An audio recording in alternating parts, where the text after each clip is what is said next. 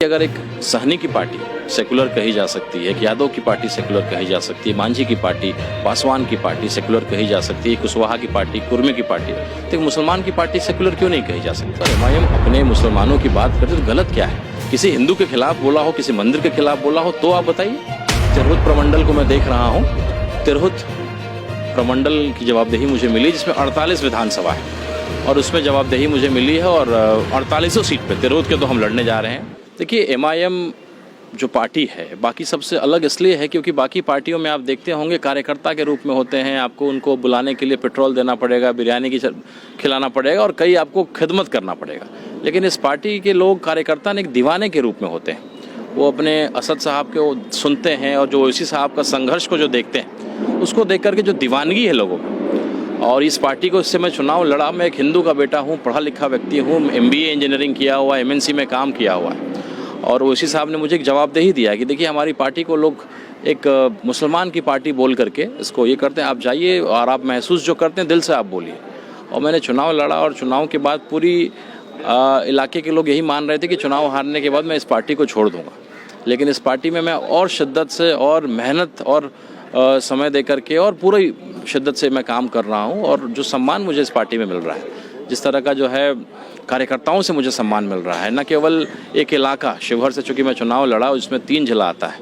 शिवहर खुद एक जिला है, पूर्वी चंपारण का हिस्सा है, सीतामढ़ी का कुछ हिस्सा है, लेकिन अब गया से लेकर के कैमूर से लेकर के मतलब पूरे बिहार में आपको एक मान सम्मान जिस तरीके से मुझे मिल रहा है, तो इस पार्टी को छोड़ना जो है बेवकूफ़ी होगी।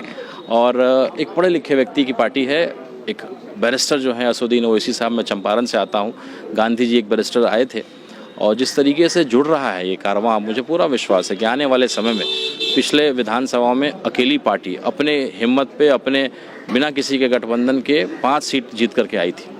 ये अपने आप में बड़ी बात है। तो एक कॉम्बिनेशन हम लोग निश्चित रूप से बिहार है, एक सच्चाई है कि जाति को हम लोग उसको छोड़ नहीं सकते हैं, उसको दरकिनार नहीं कर सकते, एक महत्वपूर्ण हिस्सा है। तो मैं जिस समाज से आता हूँ केवल मैं अपने समाज की राजनीति करके आगे नहीं बढ़ सकते हैं। और जब मैंने देखा कि भाई एक अच्छी पार्टी है और लड़ने वाली पार्टी है, बाकी पार्टियों में क्या आज RJD को बोलिए ना वक्फ बोर्ड पे धरना दे, नहीं आ पाएगी, क्योंकि उनको मालूम है कि बैलेंस बनाना है और एक कहीं ना कहीं बंदिशें होती हैं। इस पार्टी में अगर किसी गरीब की बात आए, कोई मजलूम की बात आए, चाहे वो मुस्लिम हो, दलित हो, फॉरवर्ड हो, उसके लिए लोग लड़ सकते हैं। देखिए, ऐसा है कि अगर एक सहनी की पार्टी सेकुलर कही जा सकती है, कि यादव की पार्टी सेकुलर कही जा सकती है, मांझी की पार्टी, पासवान की पार्टी सेकुलर कही जा सकती है, कुशवाहा की पार्टी, कुर्मी की पार्टी, तो एक मुसलमान की पार्टी सेकुलर क्यों नहीं कही जा सकती? और अगर कोई गार्जियन अपने परिवार की चिंता करता है, परिवार के लिए संजीदा है, तो निश्चित रूप से वो किसी और के लिए भी संजीदा होगा। तभी ये मापदंड, ये पैमाना है। जो गार्जियन अपने बेटा को छोड़ दे रोड पे भटकने के लिए और दारू शराब पी रहा हो, गार्जियन कोई उसको पूछने वाला नहीं है, तो जो घर को नहीं संभालेगा वो बाहर को क्या संभालेगा? तो अगर एमआईएम अपने मुसलमानों की बात करते तो गलत क्या है? किसी हिंदू के खिलाफ बोला हो, किसी मंदिर के खिलाफ बोला हो तो आप बताइए। देखिए, ओवैसी साहब बहुत दिल से, बहुत इमोशनल आदमी है और बहुत शिद्दत, बहुत ईमानदारी से दलित, मुसलमान, वंचितों की लड़ाई को लड़ रहे हैं और बिना किसी चीज़ से डरे हुए, बिना किसी की चिंता करते हुए। तो इसलिए कहीं ना कहीं हम लोग को था कि भाई ऐसे पार्टी के नेतृत्व में, ऐसे नेता के नेतृत्व में जो पढ़ा लिखा हो और ज़रा उनकी बातों को सुनो तो लगता हो कि भाई लॉजिक की बातें करता हो और आने वाला भविष्य या उस तरह का जो है डेवलपमेंट की बात हो, विकास के मुद्दों पर चर्चा हो।